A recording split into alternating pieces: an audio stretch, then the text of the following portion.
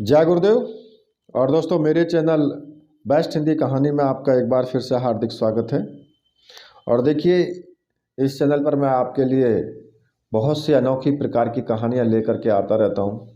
तो आज भी मैं आपको एक बहुत ही सुंदर सी एक अनोखी कहानी लेकर के आया हूं। एक साधारण सी छोटी सी 3 महीने की बच्ची थी, मासूम सा चेहरा, जिसको देखते ही उसको चूमने का दिल करता था।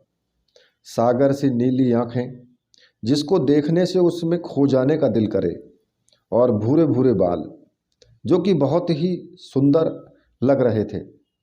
उसको देख करके ऐसा लगता था जैसे कोई परी लोक की परी आ गई हो। इसलिए उसके माता पिता ने उसका नाम परी ही रखा था। और परी बचपन से ही बुद्धिमान, निडर भी थी और सुंदर भी थी। उसकी माँ उसके लिए बहुत ज़्यादा चिंतित रहती थी, जैसे कि साधारण माएँ होती हैं, परंतु वह साधारण लड़कियों की तरह नहीं थी। उसमें अद्भुत क्षमताएं थी। अब धीरे धीरे परी जो है वो बड़ी होती रही। धीरे धीरे उसके जन्मदिन मनाए जाते रहे। और कल परी का जो है 18वां जन्मदिन था। वो 18 वर्ष की हो गई थी। आज परी पूरे दिन उत्साहित थी और कल के दिन का वो इंतज़ार कर रही थी, क्योंकि उसकी माँ ने उससे कहा था कि कल उसे कुछ खास तोहफा मिलने वाला है, जिसके लिए उसे पहले से ही तैयार रहना होगा। अब परी तो उसका जो है बेसब्री से इंतजार कर रही थी। उसकी वजह से उसे रात भर नींद भी नहीं आई थी। परी जागती रही। रात में घड़ी की सुई 12 बजे पर जा कर के रुकी और परी जो थी वो 18 साल की वो हो गई। तभी उसके कमरे में एक आंखें चकमका देने वाली एक रोशनी सी दिखाई दी। थोड़ी देर बाद उस रोशनी के बीच में से एक सुंदर सी औरत सफ़ेद और लाल रंग के रानियों जैसे कपड़े पहने हुए और हाथ में एक छड़ी लिए हुए प्रकट हुई। परी बचपन से ही निडर थी। उसने बिना डरे हुए पूछा कि आप कौन हैं और यहाँ मेरे कमरे में आप कैसे आई। वह परियों की रानी थी। और रानी परी ने उत्तर दिया, मैं परियों की रानी परी हूँ। यहाँ तुम्हें तुम्हारी वास्तविकता से अवगत कराने आई हूँ परी। वास्तविकता? कैसी वास्तविकता? परी ने पूछा। तो उसने कहा कि तुम समस्त परियों के शक्तियों का समावेश का आधा हिस्सा हो। परी रानी ने कहा। मैं कुछ समझी नहीं, परी ने कहा। जब परियों और डायनों के बीच युद्ध चल रहा था, तब अच्छाई को बचाने के लिए सभी परियों ने अपनी शक्तियों को एकत्रित करके एक घड़े में डाल दिया। जब डायनों को इस बारे में पता चला तो उन्होंने उस घड़े को हासिल करने की कोशिश की, जिसकी वजह से वो घड़ा जो है 2 हिस्सों में टूट गया और वो पृथ्वी पर आकर गिर गया। परियों ने जो वो युद्ध तो वो जीत लिया, परंतु उस घड़े को वो दोबारा जोड़ नहीं पाई। तब उन्होंने उन दोनों घड़ों के हिस्से को जीवन देने का निर्णय लिया। उनमें से एक हिस्से को परियों ने तुम्हारी माँ के गर्भ में रखा, जिसकी वजह से तुम्हारा जन्म हुआ। अर्थात तुम उस घड़े का आधा हिस्सा हो। तुम्हारी माँ को इस विषय में सब पता है। तभी उन्होंने तुमसे कहा था कि आज तुम्हें कोई उपहार मिलने वाला है। आज तुम 18 वर्ष की हो गई हो, इसलिए आज तुम्हें उस आधे घड़े की आधी शक्तियां मिल जाएंगी। अर्थात समस्त परियों की शक्तियों का समावेश का आधा हिस्सा। वो सब तो ठीक है, परंतु परियां उस घड़े को दोबारा जोड़ क्यों नहीं पाई? वो परी ने रानी परी से पूछा। तब रानी परी ने उसे बताया कि जो घड़े थे, घड़े के दोनों हिस्से शुरुआत में परियों के पास ही थे, परंतु डायनों ने धोखे से हमसे वो आधा हिस्सा चुरा लिया और उसे लेकर अपनी दुनिया में वो भाग गई। रानी परी ने परी को बताया, मैं तुम्हें अपने साथ परीलोक ले जाने के लिए आई हूँ, ताकि हम तुम्हें तुम्हारी शक्तियों से परिचित करा सकें। जिससे तुम हमारे परीलोक की रक्षा कर सको। वो सब तो ठीक है रानी परी, परंतु मैं अपने माता पिता को छोड़कर नहीं जा सकती। परी ने कहा। तभी परी की माँ कमरे में आती है। माँ, मैं आपको छोड़कर कहीं नहीं जाऊंगी, परी ने भावुक होकर के कहा। बेटे, तू मेरी बहादुर बच्ची है। न मैंने तुझे बचपन से अपने कर्तव्यों की सर्वोपरि रखना सिखाया है ना, तो तेरा यही कर्तव्य है और नियति भी। जा जाकर अपना कर्तव्य निभा, हमारी चिंता मत कर, हम रह लेंगे, परी की माँ ने भावुक होकर के कहा। माँ, परी ने रोते हुए अपनी माँ से लिपट करके वो बोली, पापा कहाँ हैं? परी ने पूछा। तो यहीं दरवाजे के पीछे खड़े हैं, अंदर आने की हिम्मत नहीं हो रही उनकी, परी की माँ ने उत्तर दिया। परी जाकर अपने पिता से लिपट कर रोई। जा मेरी बच्ची जा, परी के माता पिता भावुक होकर के बोले। तभी एक विमान आया जिसको मोर खींच रहे थे। चलो परी, चलने का समय हो गया, अब जो भी करें अपने माता पिता से मिलने आ जाना जब भी आपका जी करे। तो रानी परी ने कहा। अब रानी परी और परी दोनों विमान में बैठकर बादलों के बीच से निकलते हुए, ग्रहों के बीच से जाते हुए परीलोक में वो पहुंच गए। और परीलोक स्वर्गलोक जैसा प्रतीत हो रहा था। चारों तरफ हरियाली, फूल, बगीचे, झरने, पेड़ इत्यादि सब कुछ दिखाई दे रहे थे। रानी परी परी को रानी महल में ले गई, जो एक भव्य महल था बादलों के बीच में, जहां रानी परी रहती थी। रानी परी ने तुरंत एक सभा का आवाहन किया और परीलोक की जो मुख्य परियां सभा के बीच में वहां पर पहुंच गई। उसी सभा में रानी परी ने अगले दिन के उत्सव के विषय में मुख्य परियों को अवगत कराया, जो कि परी को उसकी शक्तियों से अवगत कराने के लिए रखा गया था। और परियों को उत्सव की तैयारी के आदेश भी दिए। अगले दिन उत्सव के लिए परीलोक की समस्त परियां उत्सव स्थल पर पहुंची। इसके पश्चात उत्सव जो है वहां शुरू हुआ। रानी परी ने परी को उसकी अद्भुत शक्तियों के विषय में समझाया और उसे प्रयोग करने की कला सिखाई। उसके बाद रानी परी ने परी को उसका जादुई जो छड़ी होती है वो दी, जिससे परी अपनी शक्तियों का प्रयोग करे। इसके पश्चात परी को उसके परिधान कपड़े दिए गए। लाल और सफ़ेद रंग के परी परिधान में परी बहुत खूबसूरत लग रही थी। परी के लाल रंग के पंख उसकी खूबसूरती में चार चांद लगा रहे थे। रानी परी ने परी को प्रधान सेनापति नियुक्त किया। तभी परियों की देवी प्रकट हुई और परी को यह वरदान दिया कि वह अपनी इच्छा से कभी भी कोई भी रूप ले सकती है। रूप बदलने की शक्ति देने के पश्चात परियों की देवी ने कहा कि हे परी, मैंने तुम्हें जो रूप बदलने की शक्ति प्रदान की है उसका प्रयोग तुम कभी भी और कहीं भी कर सकती हो। ये शक्ति तुम्हें आने वाले दिनों में काम आएगी। ये शक्ति किसी भी और परी या डायन के पास नहीं है। इतना कहकर परियों की देवी अदृश्य हो गई और उत्सव जो था वो समाप्त हो गया। परी अब प्रधान सेनापति थी, परंतु उससे एक प्रश्न का उत्तर चाहिए था, जिसके लिए वो उत्सव समाप्त होने के पश्चात रानी महल गई और रानी परी को प्रणाम किया। आओ परी, कैसे आना हुआ? रानी परी ने पूछा। हे रानी परी, मेरे मन में एक प्रश्न उठ रहा है, परी ने कहा। बेझिझक पूछो परी, रानी परी ने कहा। तो रानी परी, उस घड़े का आधा हिस्सा जिसे डायन चुरा ले गई कैसा होगा?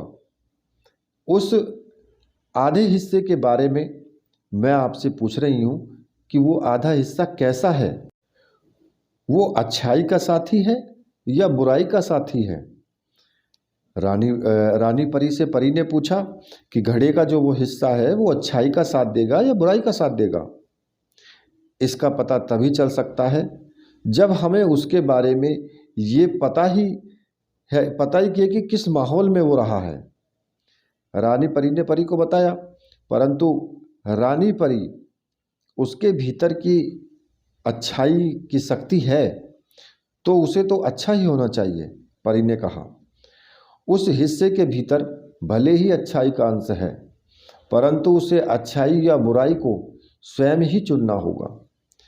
वो यदि डायनों के बीच रहा है, जिसकी वजह से उसका बुराई का साथी बनने की संभावना ज़्यादा है।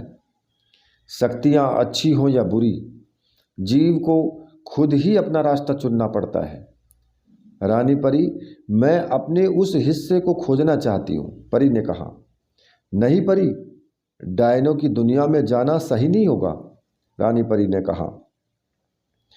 हे रानी परी, मैं अपने आधे हिस्से को ढूंढना चाहती हूँ, चाहे उसके लिए मुझे कुछ भी करना पड़े, कहीं भी मुझे जाना पड़े। कृपया मुझे जाने की आज्ञा दें और वहाँ तक जाने का रास्ता बताएं। परी ने रानी परी से विनती की। रानी परी के लाख समझाने पर भी परी नहीं मानी। अंत में रानी परी ने परी को जाने की आज्ञा दे दी और कहा कि परी, तुम डायनों की दुनिया में जा तो रही हो, परंतु एक बात याद रखना, वह लोक डायनों की रानी डायना का है, जहाँ उसकी ताकत बहुत बढ़ जाती है। तो ध्यान से ही अपने कदम बढ़ाना, क्योंकि कदम कदम पर मुसीबतों का सामना करना पड़ सकता है तुमको। परी ने रानी परी को प्रणाम किया और उनकी बताई हुई दिशा में अपने पंखों को खोलकर उड़ती हुई डायनों की दुनिया में वो पहुंच गई। डायनों की दुनिया नरक के समान थी। वहाँ सूर्य की रोशनी का अस्तित्व तो नहीं था।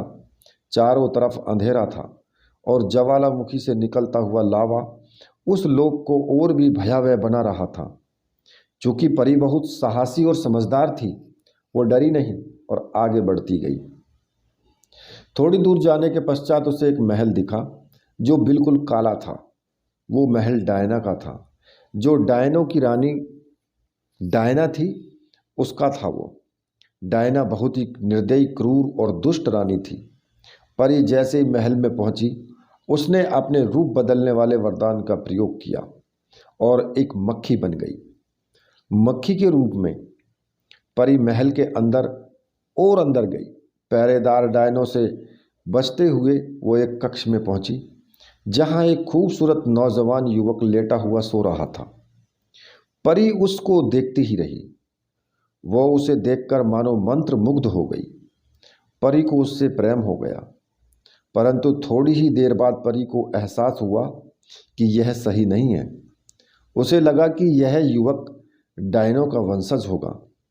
थोड़ी देर बाद परी ने देखा कि डायनों की रानी डायना वहाँ एक गिलास दूध लेकर आई और उस युवक को दिया। इसके पश्चात वह युवक फिर से सो गया। यह सब देखकर परी को कुछ शक हुआ और उसने डायना का पीछा किया। डायना ने अपने प्रधान सेनापति को उस युवक की सुरक्षा बढ़ाने को कहा। परी यह सब कुछ देख रही थी। परी डायना के पीछे पीछे उसके कक्ष में गई। अब उसने डायना के प्रधान सेनापति का रूप ले लिया और अंदर आ गई। रानी की जय हो, प्रधान सेनापति के रूप में परी ने कहा। आओ सेनापति, कहो कैसे आना हुआ। डायना ने कहा, महारानी, मेरे मन में एक प्रश्न हमेशा से रहा है। यदि आपकी आज्ञा हो तो मैं पूछूं। सेनापति के रूप में परी ने कहा। जरूर पूछो, तुम मेरे सबसे विश्वास पात्र हो, डायना ने कहा। महारानी, वो युवक कौन है जिसके लिए आप स्वयं दूध लेकर के जाती हैं और उसकी इतनी सुरक्षा करती हैं? परी के रूप में जो सेनापति था उसने पूछा। डायना ने कहा कि तुम जानते हो सेनापति, डायना से प्रश्न करने का अधिकार किसी को भी नहीं है। क्षमा करें महारानी, परंतु मेरे मन में जिज्ञासा हुई तो मैंने पूछ लिया। अन्यथा मुझे इस बात का भली भांति ज्ञान है कि आपसे कोई प्रश्न नहीं पूछ सकता, सेनापति के रूप में परी ने कहा। ठीक है, चूंकि तुम मेरे विश्वास पात्र हो इसलिए मैं तुम्हें सब बताती हूँ। डायना ने कहा, वर्षों पूर्व की परियों और डायना के मध्य में युद्ध के बारे में तो तुम्हें पता ही होगा। उस युद्ध में जब उस घड़े को हम डायनों ने लेने की कोशिश की तो परी रानी ने उसे दो हिस्सों में करके पृथ्वी पर फेंक दिया, जिसमें से एक हिस्सा तो मुझे आज तक पता नहीं चल पाया कि वह कहाँ है, लेकिन दूसरे हिस्से को मैं चुरा लाई थी। तो वो हिस्सा, जो दूसरा हिस्सा है, वो कहाँ है महारानी? परी ने सेनापति के रूप में पूछा। जिस युवक के विषय में तुम पूछ रहे हो सेनापति, वो ही उसका दूसरा हिस्सा है, जिसका नाम देव है, डायना ने कहा। इतना सुनते ही परी पूछ बैठी कि आपने उसकी इतनी सुरक्षा क्यों रखी है? डायना ने कहा, देव हमारे बीच में जो पला बढ़ा है, परंतु उसमें जो शक्तियां हैं वो अच्छाई की हैं, और अच्छाई को आसानी से खत्म नहीं किया जा सकता है। मैंने उसे बुरा बनाया तो है, परंतु उसमें अच्छाई अभी भी है। उसकी अच्छाई यदि उस पर हावी हो गई तो वो तो अच्छा बन जाएगा। मैंने उसे इतनी सुरक्षा में इसलिए रखा है ताकि उसका मन अच्छा ना बने। वो सबसे अलग रहेगा तो मेरी ही सुनेगा, अपनी और अपने दिल की नहीं सुनेगा। अब तुम जाओ, मुझे आराम करना है। जी महारानी, सेनापति के रूप में परी ने कहा। परी वहाँ से निकलने के बाद अपना असली रूप ले लेती है और देव के कमरे में वो जाती है। देव को देखकर परी को उससे प्रेम हो जाता है। परी फिर से परी लोक आती है और रानी परी को सारी बात बताती है। रानी परी ने परी को बताया कि यदि देव को परी लोक के सबसे ऊंचे पर्वत अमर्त्य पे ले जाया जाए और उसे वहाँ पर बहने वाली नदी का जल पिलाया जाए तो देव के अंदर की सारी बुराइयां मिट जाएंगी और वो अच्छा बन जाएगा। इतना जानकर परी डायनों की दुनिया में फिर से वापस लौट आती है और देव के कमरे में वो जाती है, जहाँ इस बार देव जागा हुआ होता है। परी को देख करके देव बोलता है, तुम कौन हो और कहाँ से आई हो? चली जाओ यहाँ से, वरना मैं तुम्हें मार डालूंगा। मैं चली जाऊंगी, पर एक बार मेरी बात तो सुन लो, परी कहती है। बोलो, लेकिन जल्दी जल्दी, देव ने कहा। परी ने देव से कहा कि मैं तुम्हारी शुभ चिंतक हूँ। मैं तुम्हें अमृत का पता बताने आई हूँ, जिसको पीने के बाद तुम अमर हो जाओगे। अमृत? देव ने चौंकते हुए कहा। हाँ, अमृत। तुम उसे पीकर अमर हो जाओगे। चलोगे मेरे साथ? परी ने पूछा। हाँ, जरूर चलूंगा, देव ने खुश होकर के कहा। वास्तव में देव को भी परी को देखते ही प्रेम हो गया था, इसलिए वो उसके साथ चलने को तैयार हो गया। परी इस बार डायना का रूप ले लेती है और पहरेदारों के बीच से देव को लेकर के डायन लोक से निकाल ले जाती है। परी और देव दोनों अब डायन लोक और परी लोक की सीमा पर होते हैं। दूसरी ओर डायना किसी काम से महल के बाहर निकलती है, तब पहरेदार उसे देख करके अचंभित हो जाते हैं और पूछ बैठते हैं कि महारानी, आप यहाँ कैसे? यहाँ नहीं तो और कहाँ होंगी बेवकूफ़ों? डायना पहरेदारों को फटकार लगाती हुई कहती है। पहरेदारों में से एक बोला, महारानी, आप अभी थोड़ी देर पहले ही तो महल से बाहर निकली थी। डायना कहती है कि मैं कब निकली थी बेवकूफ़? मैं तो अभी अभी निकली हूँ।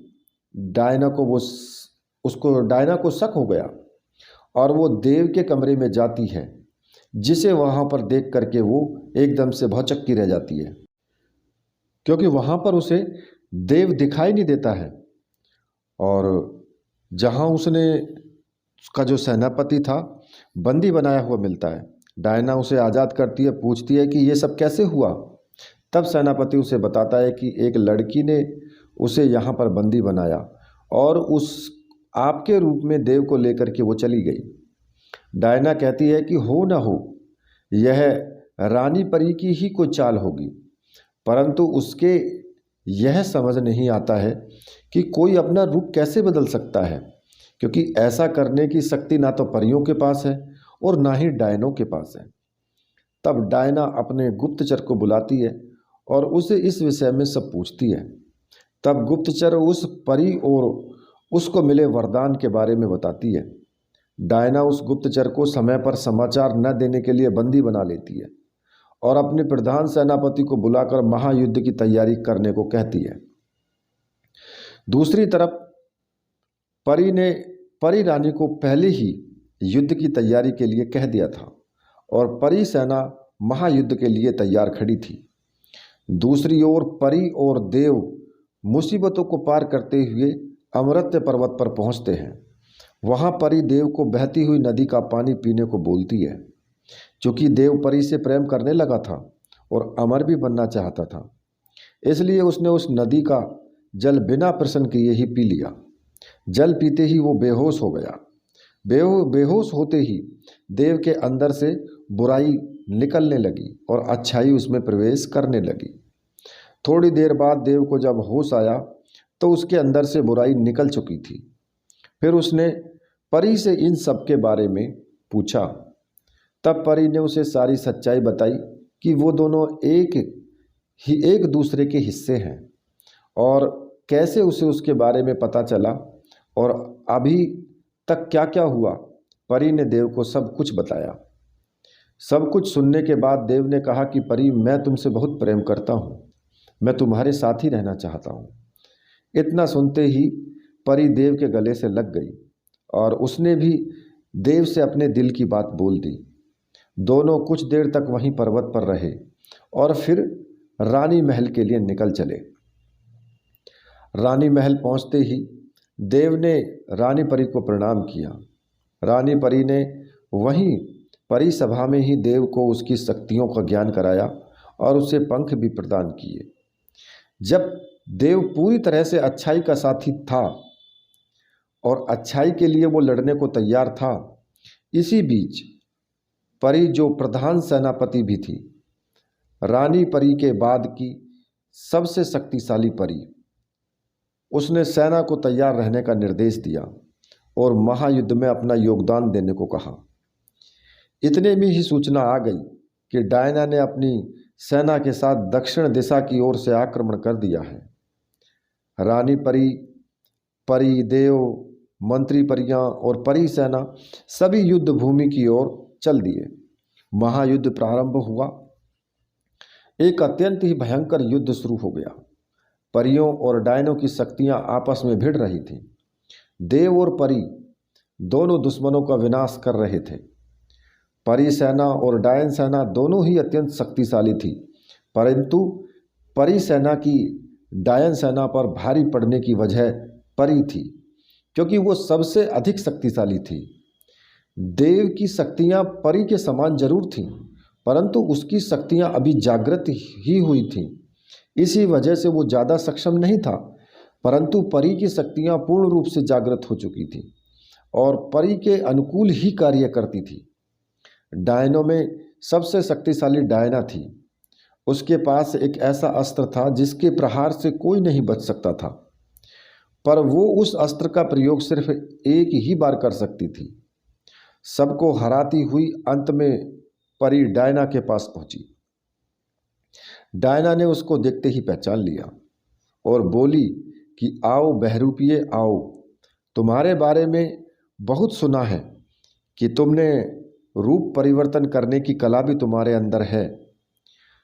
तुमने मेरा ही रूप लेकर के मेरी ही नाक के नीचे से मेरे हुक्म के इक्के को चुरा लिया। वाह, आज तेरा अंत होगा।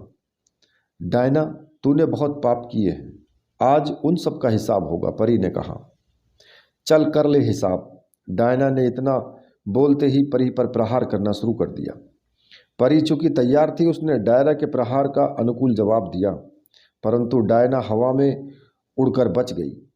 परी ने भी अपना पंख खोला और डायना के समक्ष हवा में खड़ी हो गई। परी ने फिर से एक तेज प्रहार किया और जिससे डायना संभल नहीं पाई और जमीन पर गिर पड़ी। डायना ने हार स्वीकार करने का नाटक किया और धोखे से परी पर अपना अचूक शस्त्र का प्रहार कर दिया। परी इस प्रहार को सहन नहीं कर पाई और धरती पर गिर पड़ी।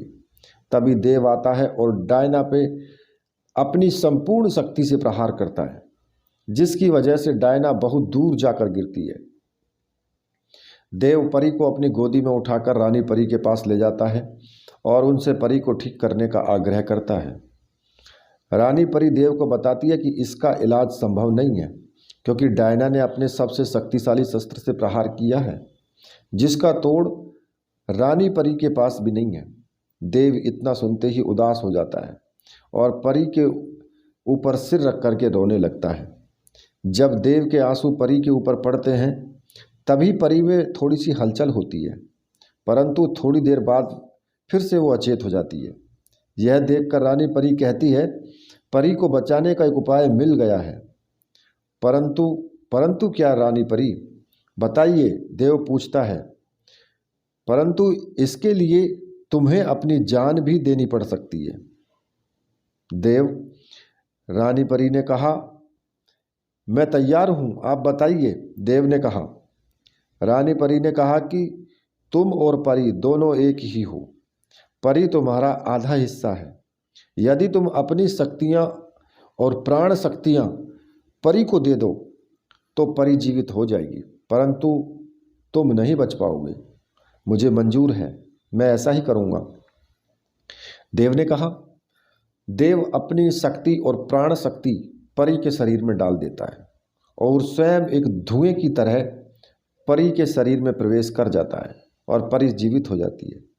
परी आँख खोलती है और आसपास देव को न पाकर उसके बारे में पूछती है।